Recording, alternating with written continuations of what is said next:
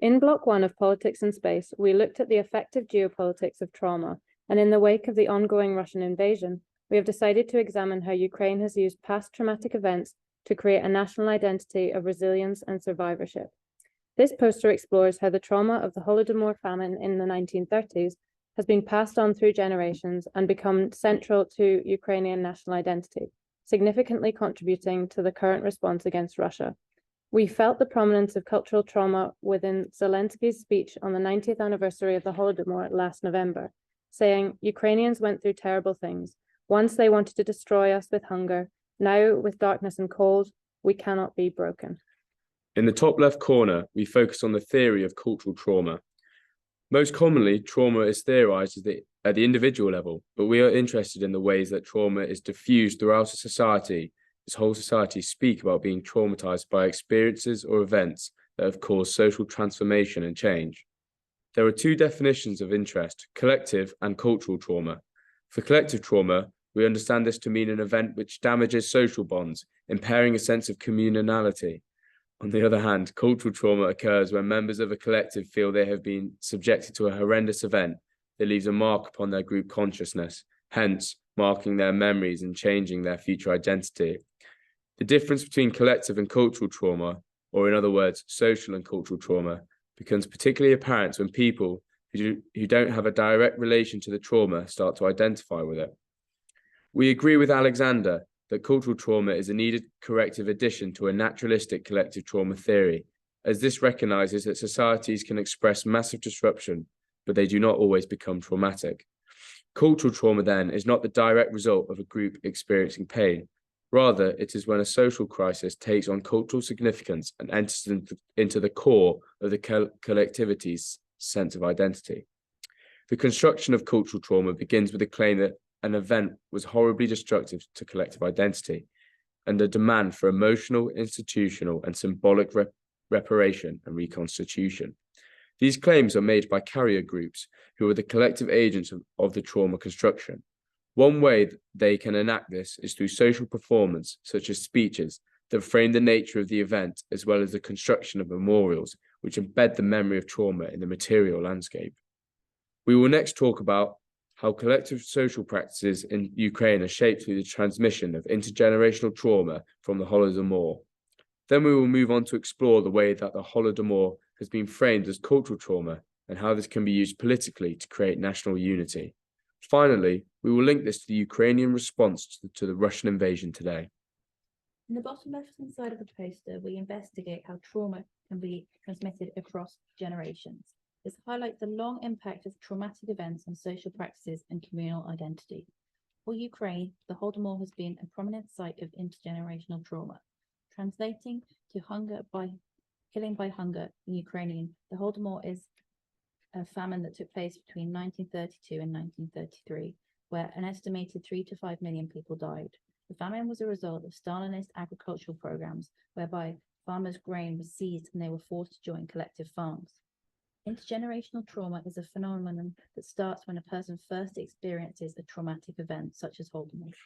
An individual survivor forms coping mechanisms, emotional responses, and habits from surviving a trauma that then shape how they function in the world. These coping strategies percolate through family networks and pass on trauma responses. One example is the stockpiling of food as a behavior taught by survivors across generations. Thus, in this context, it is the senior family members who are the carrier groups for cultural trauma. The most common family behavioral strategies of descendants from Holodomor victims showed proper feeding, substantial food storage, and regular health check-ins. The ongoing legacy of Holodomor famine has shaped contemporary food practices as well as wider social structures, collective feeling, and national identity. With the family unit being an important site of trauma transfer, Ukrainian collective identity today is strongly based on the spirit of resilience connected to the original trauma, Holodomor in 1932. In the top right of the poster, we expand on the integration of the Holodomor into national identity through its political construction as cultural trauma. During the Soviet era, there was a culture of state silence around the famine, meaning it was not acknowledged in any official histories and was relegated to the local and familial memory. However, from the mid-1980s, and particularly post-independence in 1991, there was a revived political desire to record a suppressed Ukrainian national history, as well as construct a national identity in opposition to Russian Sovietism. As part of this revisiting of the Soviet past, there was an appeal to recognize the Holodomor as a site of national trauma. Key carrier groups, namely historians and the Ukrainian state, adopted the definition of the Holodomor as a deliberate act of genocide carried out to destroy the Ukrainian people and nation. They identified the Russian Soviet state as the perpetrators of the genocide and named the victims as the Ukrainian farmers who were targeted due to their role as transmitters of Ukrainian cultural traditions and, by extension, the whole Ukrainian nation. There has been varying recognitions of victims in other Soviet states. This framing of history has been given legal legitimacy through the passing of the Holodomor Law in 2006, which officially recognized the Holodomor as a genocide and made it unlawful for any party to deny this fact. On top of this, memorialization of the event, which had previously been arranged by public organizations, has been subsumed into the national establishment. For example, in 1998, the official Day of the Victims of the Holodomor was declared through presidential decree. There has been heated political debate over the framing of the Holodomor. When the law was voted on, it passed with only a marginal majority. This political division was split between the Communist Party, who desire closer relations with Russia, and Ukrainian nationalist parties who desire closer links with the EU. Ukrainian public opinion has also been divided. While overall agreement was high, in the predominantly Russian-speaking east of Ukraine, only 35% of people agreed with the label of genocide. Ultimately, this is not about the true nature of the famine. Rather, it is to recognize that trauma is something that is socially mediated and often politically fraught. In Ukraine, the construction of the Holodomor as an event of cultural trauma has been a key political tool in forming an us, the victimized Ukrainian nation, against a them, the Soviet Russian perpetrators.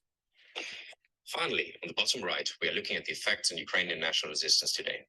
On February 24th, 2023, the Russian Federation launched an invasion of Ukraine in an attempt to seize control of the country. Contrary to both Eastern and Western international military experts' predictions of a swift Russian victory, Ukraine managed to halt the initial invasion and has since retaken significant parts of the territories occupied in the first days of the war. As of March 2023, the conflict is still ongoing, with no clear outcome in sight. Intelligence reports state that the Russian government predicted little Ukrainian civil resistance. However, in reality, thousands of Ukrainians of all ages, genders, and professions volunteered before and after the outbreak of the war for combat training and military service. In many instances, there were more volunteers than resources to train and equip them.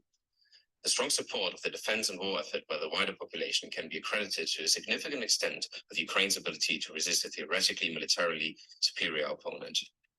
Goodwin and others describe the resilience national social contract as the foundation of Ukrainian national identity in surviving the hardships of the past and present. Ultimately, this is a result of the perpetuation of socio-cultural trauma in Ukrainian society. Empirical data from before and after the outbreak of the war supports this assumption. The percentage of Ukrainians willing to defend their country increased significantly after the outbreak of the war, from 59% in October 2020 to 80% in March 2022.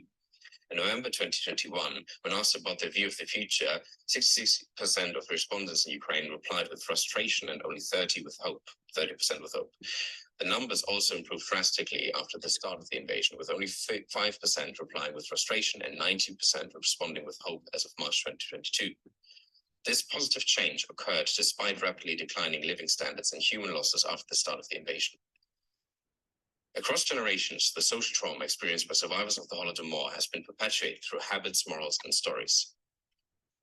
The survivors' collective trauma developed into cultural trauma beyond those directly affected by moving on two separate yet interlinked tracks.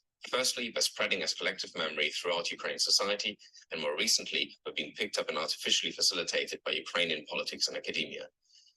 90 years later, this collective Ukrainian cultural identity of survivorship and resilience, developed through trauma across generations, has had a significant impact on the course of the 2022 Russian invasion of Ukraine, and still is a key motive factor for ongoing Ukrainian armed resistance.